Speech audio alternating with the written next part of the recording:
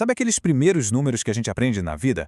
Pois é, os números naturais. Parecem super simples, né? Mas eles são, na verdade, a base de tudo na matemática. Hoje a gente vai fundo para entender o que torna eles tão essenciais. Bora lá? Então, a primeira coisa que a gente tem que se perguntar é: o que de fato faz um número ser natural?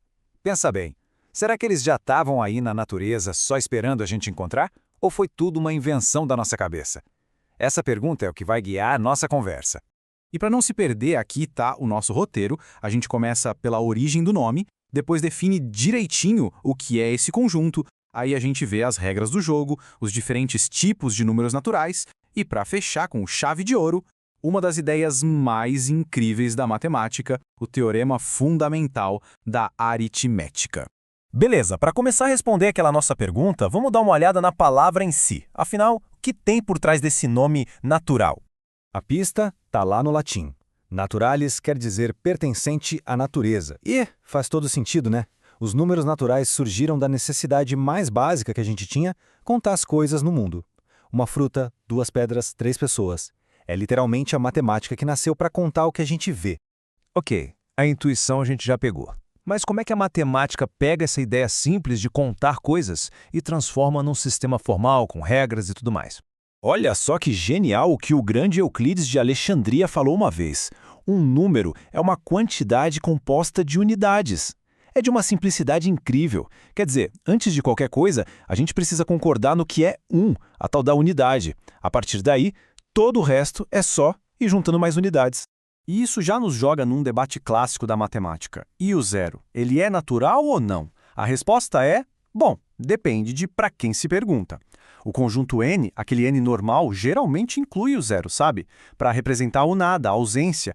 Já o n, com aquele asterisco, o n star, tira o zero da jogada. Aí é só para contar quantidades que existem mesmo, a partir do 1. Certo, agora que a gente já sabe quem são os jogadores, vamos entender como eles interagem. Quais são as regras do jogo que comandam as operações com eles? Olha aí as regras de ouro que fazem a mágica acontecer. A primeira, o fechamento, é simples. Somou ou multiplicou 2 naturais, o resultado vai ser sempre um natural. Não tem como escapar. Já a associatividade e a comutatividade, elas nos dão liberdade. Pode agrupar, trocar de ordem, o resultado não muda. E por fim, a distributividade, que é a ponte que liga a multiplicação com a soma. São essas regrinhas que fazem a aritmética ser tão certinha e confiável.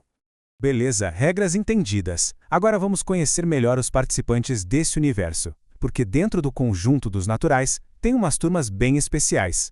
Começando pelos mais famosos, os números pares. A ideia é bem direta. Um número é par se ele for o dobro de algum outro inteiro. Na linguagem da matemática, a gente diz que ele tem a forma 2k.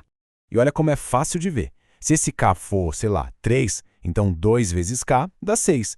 Um par clássico. E essa formulinha vale para qualquer número par que existir. E é claro, se tem par, tem que ter ímpar, né? Se o par é 2k, o ímpar é basicamente o vizinho dele. Pode ser o próximo ou o anterior. A fórmula que a gente usa para eles é 2k menos 1. Usando aquele mesmo k igual a 3, a fórmula 2k menos 1 dá 5. Perfeito! Fica claro como pares e ímpares são tipo 2 lados da mesma moeda, sempre andando juntos. Agora a gente entra numa categoria que, nossa, fascina os matemáticos há séculos. Os números primos. São números maiores que 1, mas com uma característica super exclusiva. Eles só aceitam ser divididos por 1 e por eles mesmos. E só, mais ninguém. Dá uma olhada nos primeiros da fila. E repare numa coisa curiosa. O 2 é o único primo que é par. Todos os outros pares são divisíveis por 2, então já não podem ser primos. Ah, e um detalhe crucial. O número 1 não entra na festa dos primos. Por quê? Porque ele só tem um divisor, ele mesmo. E a regra é clara, tem que ter exatamente 2. Então tá, se um número maior que 1 não é primo, ele é o quê? Simples, ele é um número composto. O nome já entrega tudo, né? Ele é composto pela multiplicação de outros números menores. Pega o 6, por exemplo. Ele nada mais é do que 2 vezes 3. E é justamente essa ideia de que os números compostos são feitos de outros números que nos leva para o nosso grande finale, o teorema fundamental da aritmética. A ideia de que existem, tipo, os tijolinhos básicos que constroem todos os outros números. Esse processo se chama fatoração em primos. Vamos ver na prática com o 84. A A gente pega ele e divide pelo menor primo que der, no caso, 2. O resultado é 42. Dá para dividir por 2 de novo? Dá. Sobra 21. Agora por 2 não dá mais. Qual o próximo primo? O 3. 21 por 3 dá 7. E 7 já é primo. Então a gente para. Ou seja, a receita do 84 é 2, 2, 3 e 7.